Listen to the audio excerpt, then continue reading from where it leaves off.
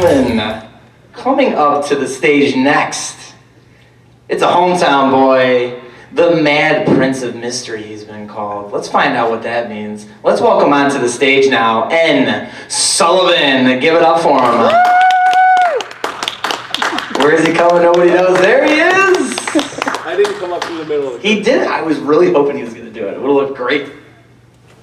How do you work these things? Hello, sir. There should be just a little on button, just a little flick of the switch. Oh, there's a... Hello? Hello? Oh. There it is. Oh, there you go. Oh. It was a mute. Testing. It was. Yeah. Hello. Who done did that? It wasn't me. I believe it. Okay. Yeah. Don't worry. I know you didn't. Well, I don't know. You're a man of mystery. You could have done it. Maybe you're lying to me. Anyways, welcome to Nickel City Con. How's it feel to be home? You're back in Buffalo. Yeah. Really good. It's the first time I've been home officially for not a funeral or a wedding in close to 20 years. So. What took you so long? Life. Yeah. Yeah. Life absolutely. gets in the way. Yeah. Well, no, I can understand that. It feels great. It's honestly, I'm glad I left because I got to have the experience. Yeah. But I'm kind of wishing I was still here. Oh, for sure. Absolutely. So we've actually been talking, the young lady working the camera and I have actually been talking about moving back up here in the next couple of years. Really? So yeah. There you go. There's a bunch of logistics we have to work out. But Sure. Of course. Hi Taylor. Hi Scott. You're YouTube famous now. We all are. I love it. Yeah. Well, not that guy. No, he's in the back corner. Oh, he is. Oh, sorry. He is on his own. No, listen. Don't mind him. So, Before we go any further, I just need Go to ahead. ask. I don't have a monitor. How am I out there? how's he sounding? Do I need to back it off? You can leave it open. Can you hear over there? Can How you about hear in the me? corner? Can you hear me okay out there? Are we good? Come on in. Good. Good. All right. Yeah, come on in. Join us. I gotta go between the two. Ah. I'm moderating both, or not moderating, but I'm. I was gonna say he's my moderator. That's right. All Don't steal my title. All like 6 of us. Hey, I did all the panels last year, and there was one that I did where it was me for like half of it, and then the person came. So I was just sitting in there by Whoa. myself, just talking to myself. Hey, So, I showed up on time. That should give me points for next time. that's right. He did, and you know what? He did it himself without anybody going to get him, Sean. Oh no, somebody came and got me. Eventually. Don't say that. You came here on your own. Meredith came and got me after I walked up to about 5 people and said, "Is somebody supposed to come and get me? I don't know how this works. I've never done this before. I'm a lost puppy. Please help." He's in the flesh. We got him here in one piece, so that's the good news. I'm talking it up. I'm trying to. Yeah. Here we go. Oh, here comes Mike. Come on in. Mike, welcome. Well, good thing we didn't get into real brass tacks or anything. Yeah, before no we got kidding. here, No you kidding. know? The crowd's growing. Yeah, absolutely. I'm gonna go out front and just be a carnival barker for a Sure, while. absolutely. Come on down. One come all, right? Yeah, exactly. That type of thing. So, your roots are here in Buffalo, and I see your first book that you wrote, Nickel City. Yep. So, I mean, was there anything besides it being your hometown? Why did you choose Buffalo as the setting for that book?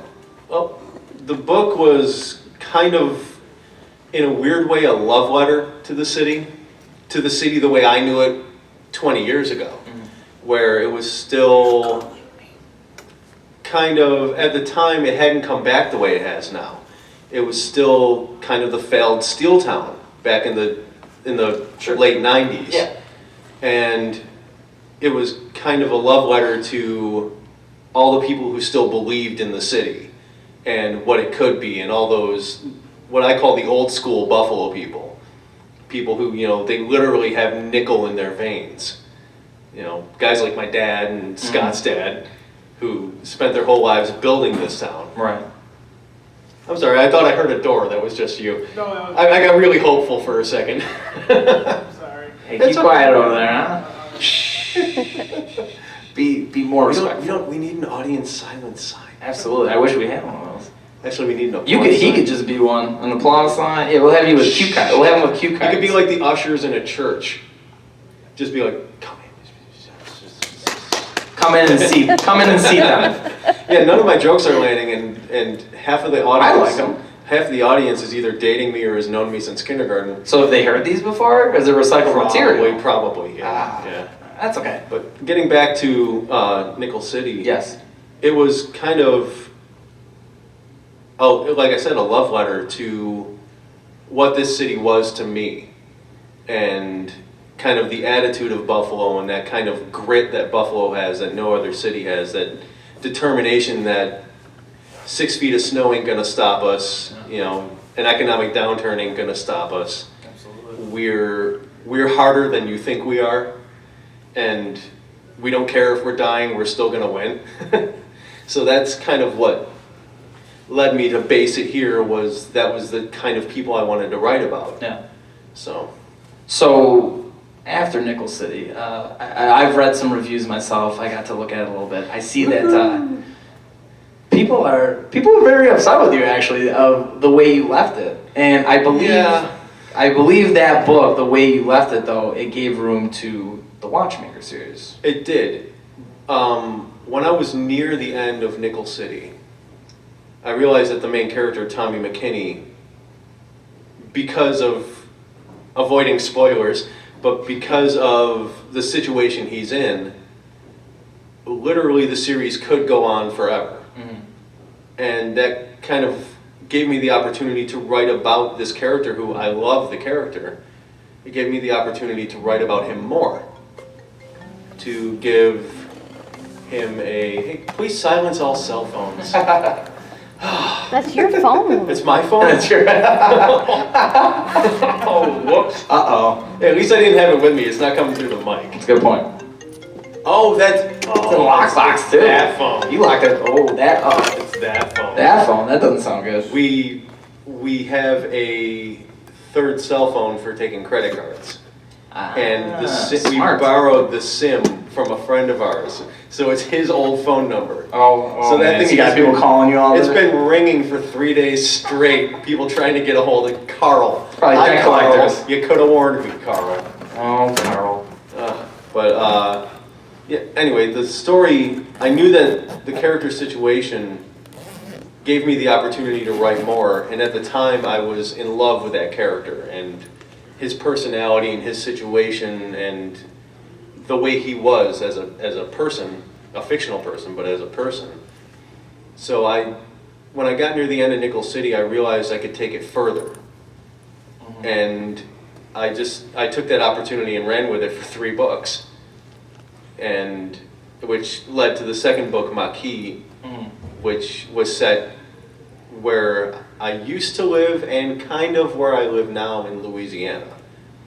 And Maquis is set in Baton Rouge and the bayou around Baton Rouge. Ah, yes. And I wanted to write about that place where I was and the people who lived there. And at that point, Tommy McKinney kind of became a surrogate for me, because he's a guy from Buffalo, excuse me, who goes down to this culture where the English they speak in a lot of cases isn't the English you speak. Right. And their culture is entirely different, and it's been said that you should need a passport to have to go there, because it's just a completely different world. Right. And this guy like me, in a suit and tie and dress shoes, walking through the bayous of Louisiana trying to solve a mystery, and he literally doesn't speak the language. Right. And so I kind of played with that, and I brought in a character, Beau LaFontaine. That is very Cajun I can think of. He was born for that book. Yeah, who kind of embodies the people I know there. He's an oil field guy, he's a hard worker, he's tough, but he's way more explosive. Like a hotter temper, way more outwardly aggressive. Right. Whereas Tommy is he's more Buffalo, he's more reserved.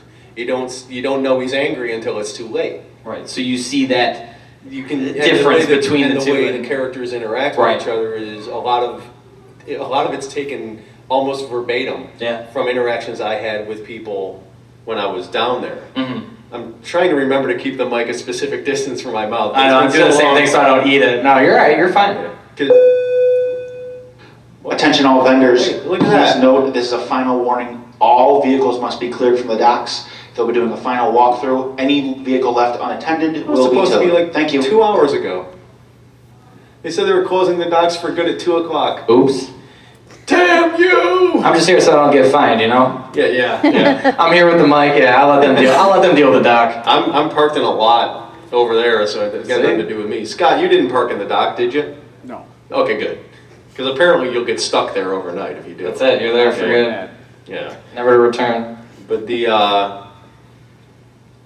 so yeah, a lot of the interactions with people in Maquis are taken almost verbatim from my first 3 or 4 years in Louisiana before I kind of knew how to navigate it. Right. And I tried to be Buffalo to people who Try to use the buffalo savvy throughout the and it swamp. Just, it doesn't work because they don't care.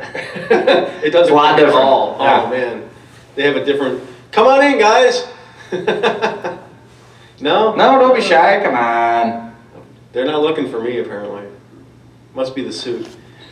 I think you're in the mafia. In a purple shirt, really? Yeah. I guess. Plum. It's plum. It's plum. Yes.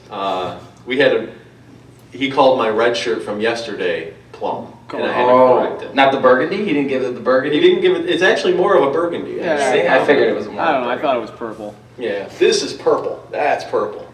That's plum. It's plum, which is a purple. So how many books did you have in the Watchmaker series? There were 3 total, so technically it's a trilogy. Oh, okay. But once again, avoiding spoilers, I left it so that it could either end and have a conclusion, or if I want to revisit the characters, because there was a 3rd book that introduced another character from another town I lived in, Pittsburgh. Oh, yes. And I left it so that I could either leave it that way, or if later on down the road I find a story that's kind of worthy of these characters, You could reprise it if you wanted. I could go back if I wanted to.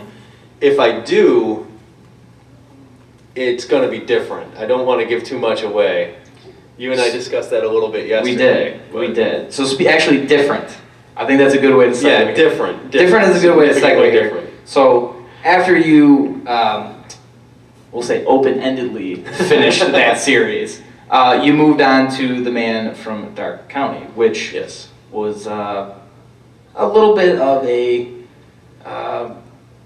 removed from what you did in tone, I guess we'll say. So I don't know if you want to.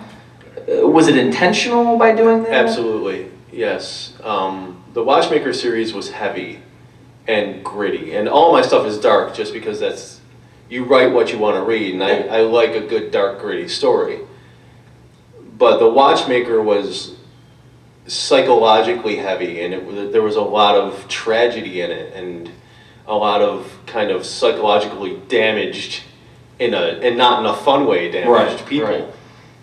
So when I finished those stories, I was burned out, and I wanted to do something fun. I wanted to write a story that I could giggle while I was writing it, and not get done at the end of the day and burst into tears because I've just killed off 14 people I actually kind of liked. Yeah. In fact, a friend of mine said that my last book in the Watchmaker series should have been titled "Everybody Dies at the End."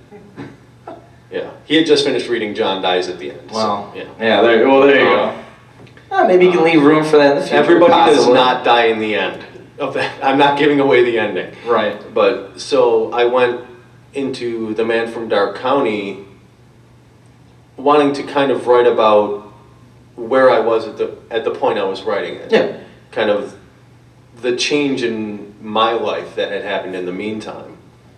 And so it ended up being about a delusional police detective who thinks his own delusions are funny, is fully aware that he's delusional, doesn't care, and is happy being crazy. Yeah. And so that's... Are we all?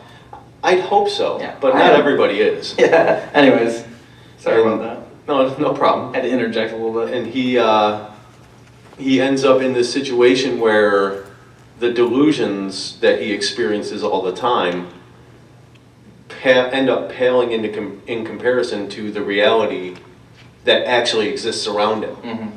And he can fall right into it because he's used to dealing with things that make no sense. Right. Which is where I was living in Louisiana, kind of realizing or having explained to me things about myself psychologically, and we can get into that in a minute if you want. Sure. And kind of coming to terms with the fact that you're nuts and that's okay, and sometimes the only way to deal with the world is to accept it the way a crazy person would. Right. Because the world is crazy. It Yeah. makes no sense most of the time. Absolutely. And people of a certain type of mentality can kind of take that at face value and just be like, well, yeah, that's exactly how it is. Okay, then. And so I ended up writing about this detective, Alan Shriver, and his really horrible coffee maker roommate, and his partner who may or may not be a vampire, and all the other police officers who may or may not have been replaced by slightly grumpy robots. And also a man made of lemon jello. Delicious. We really Not so much. We really hope it wasn't lemon flavored. That's. Just like the lemon flavored snow cones, right? Oh man. Oh really? Sorry. Oh. Sorry. But this, was that a whistle? That was my foot. Oh. I apologize. Wow, that was loud. Slipped from underneath me. It's the Converse. So yeah, I ended up writing The Man from Dark County, which is a complete tonal shift, but was a lot of fun. And I can't think of a better kind of palate cleanser after all the darkness and weight of the Watchmaker series than to go in and write just what amounts to a dark comedy. Yeah. Like, if I were writing for Monty Python, it would have ended up being like this. Right. It's borderline absurd, dark comedy about police. Kind of a good way to kind of exhale. Yeah, You know, to kind of just take take a a one deep big breath. breath. Yeah. And just enjoy writing again. Yeah. Because I didn't know if I would after I finished the Watchmaker series. It had that much of an effect on me. Wow. How heavy it was. And, of course, banging out 3 books in 3 years, like I did with the Watchmaker series. Yeah. With no plan going into it that I was going to do that. Right. That takes a toll on you too, because you're in a constant state of like tense thought the whole time you're doing it. Right. Because you have deadlines you have to meet that you set for yourself like an idiot. Yeah. So after The Man from Dark County, did you take that dark comedy idea that you had in The Man from Dark County, and did you kind of move that into your project you're working on now, the Voidville Chronicles, or did you kind of go back to the heavier writing when you started that? I actually did a little bit of both.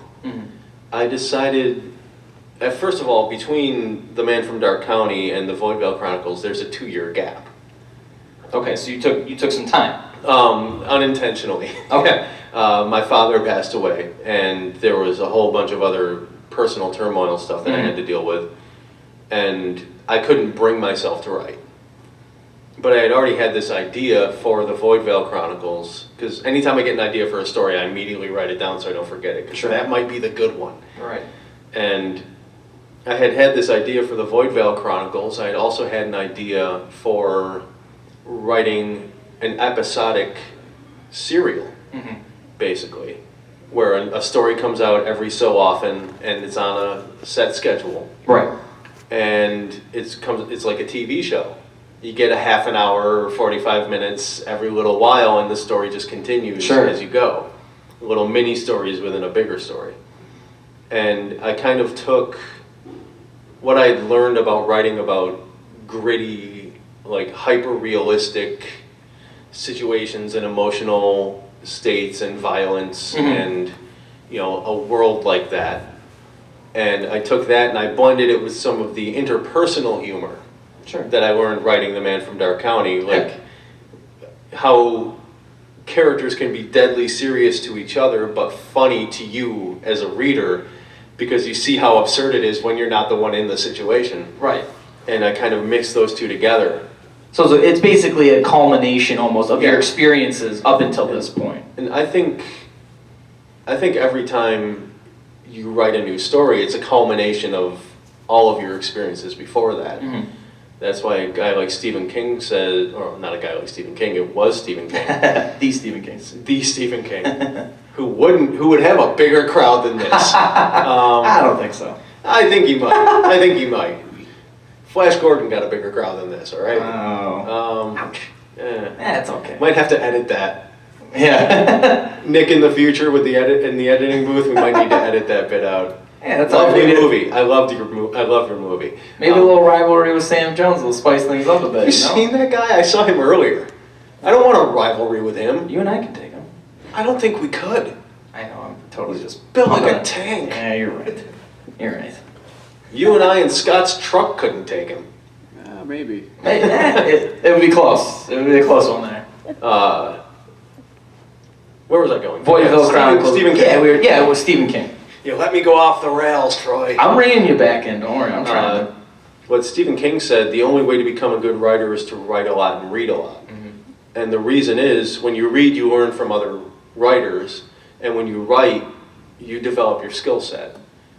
And writing every day is a huge part of that. Just like exercising any muscle, just like playing music, just like any art form. Sure. You have to practice consistently and on a regular basis, every day being the best way. Yeah, almost the cliche of practice makes perfect. Exactly. But the thing is, with writing or any art form, you have to understand that perfect is never going to happen. There is no such thing as a master of writing. Mm-hmm. There are people who are masters of a genre, Mm-hmm. but you cannot master the art form of writing. Sure. You never become a master of the craft. The best thing you can become is very, very good journeyman. Right. So, and that's, every time I write a story, even within the Voidvale Chronicles, the first one was good and I'm really proud of it. The second one was better. The third one was better. The fourth one was better. The fifth one was better. Mm-hmm. Because I'm learning that world, as well as my writing skill improving by the constant 10 to 16 hours a day that I spend writing that. Right. And yeah, I really need to start taking more days off because it's starting to hurt a little bit. Absolutely. But so I lost track of where I was going again, Troy. See what I did to me? I almost put Well, I was gonna say, you almost put it on me, but well, let's say you're talking about your fifth story now. I believe it's bi-weekly, correct? Yes. Like it's you said, supposed to be episodic, right? It's supposed to be bi-weekly. I do my best. Yeah. So with that being said, you said 1, 2, 3, 4, 5. Yeah. We're supposed to be on number 6 Are we today. getting another one? Yes. I announced through various online social media stuff that I don't understand really, that Nobody does. I was going to release the sixth story today. But as I was writing it at home while getting ready for the convention, and in the car on the way here, and in the hotel room night before last, Yeah. in Bowling Green, Kentucky. Oof.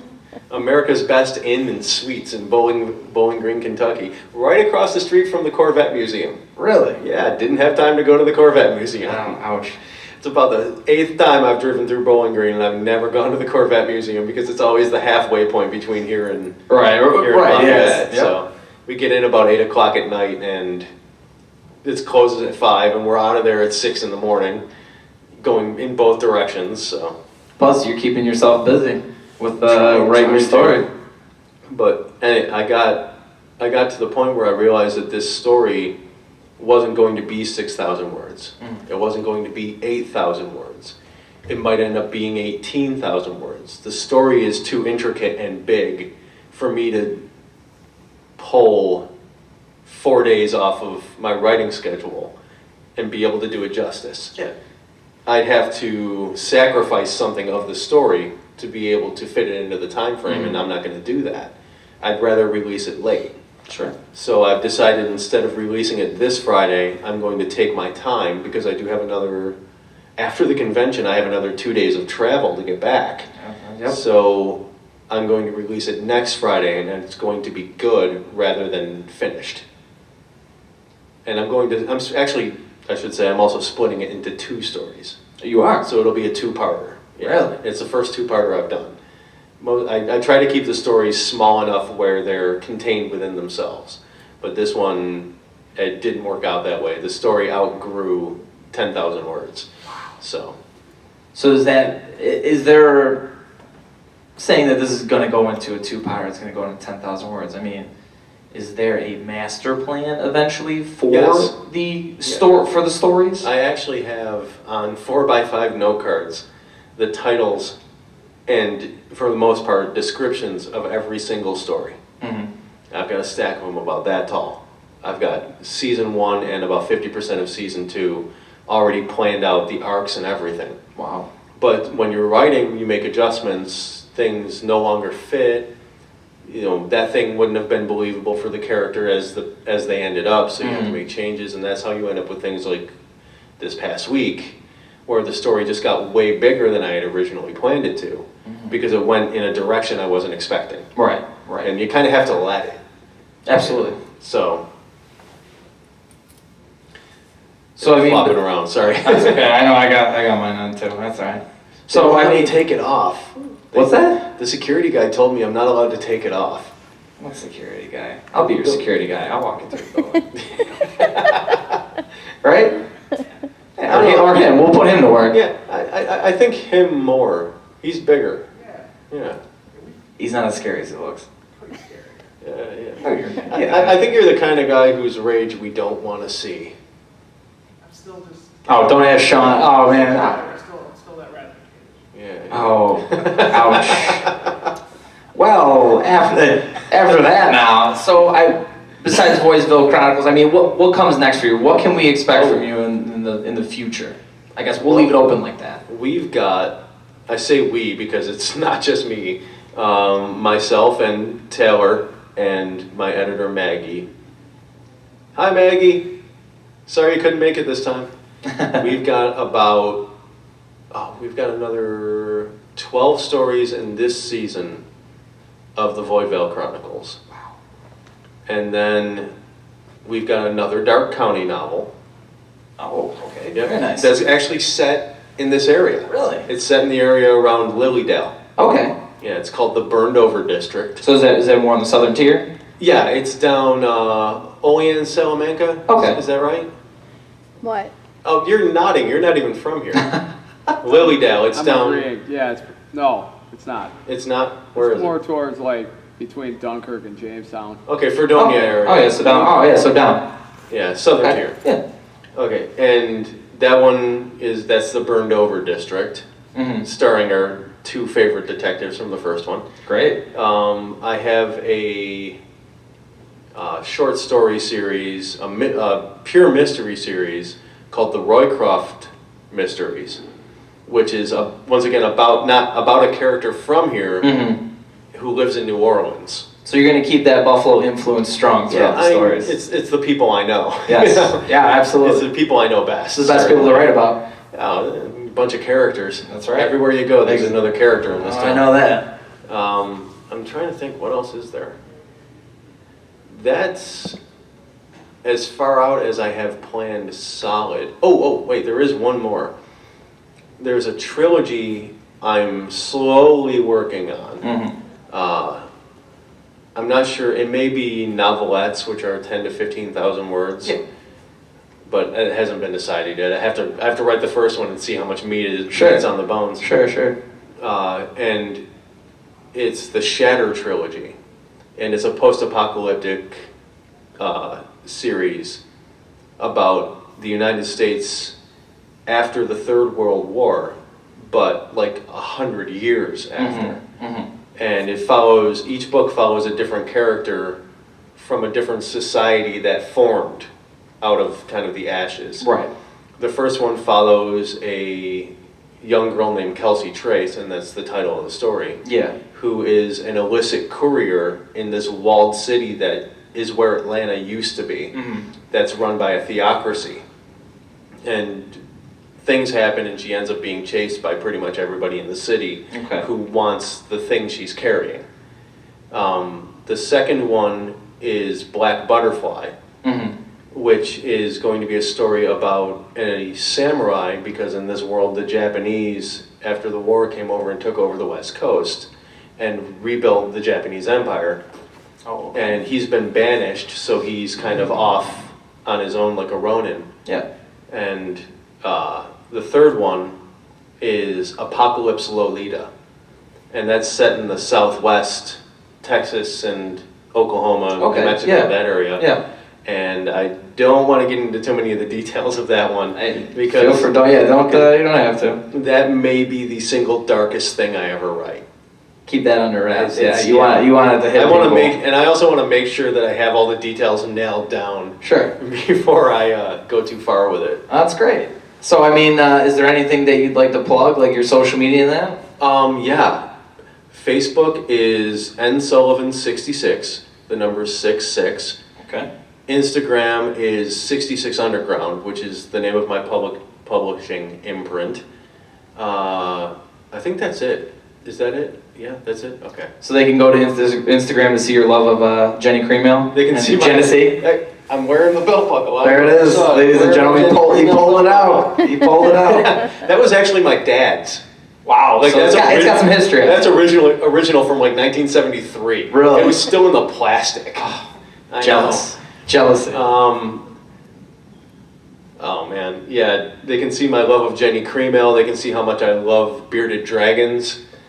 That's right. And They'll get schwabbles. yeah, that's right. So they'll get a little more in-depth look into it. Yeah. I try to kind of use those outlets because people have this weird thing about writers that they think we're all Lord Byron or Edgar Allan Poe, or we're magicians somehow. Right. Yeah. Like I work my butt off. Absolutely. You know, I work every day, and Yeah. I scrimp and save to come to shows like this, and hello, welcome in, come in.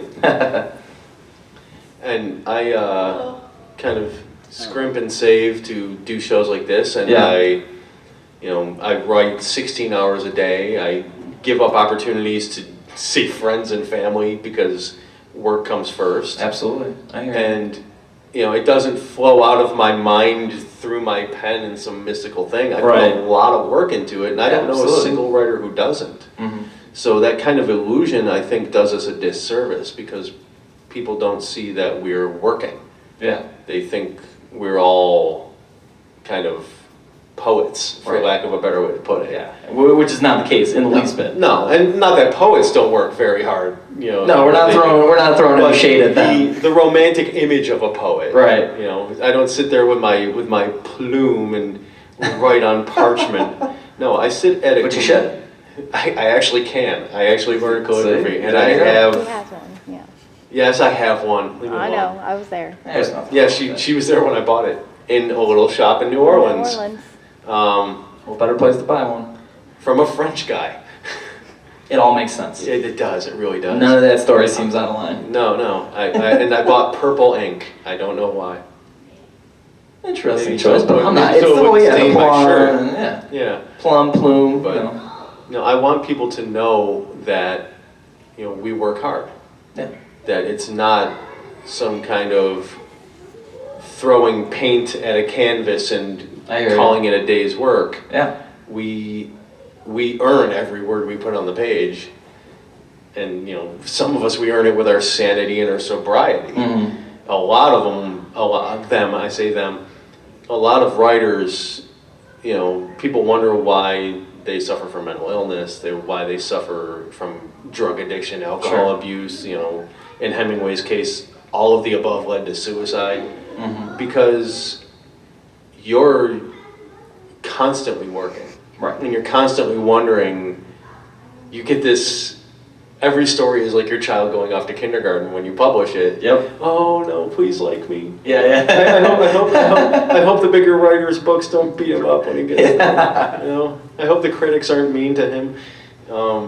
And it can get to you if you don't kind of, come on in. You're welcome. Hi, I'm Nick. This is not an AA meeting, nor is it a surprise intervention. None of the above. No.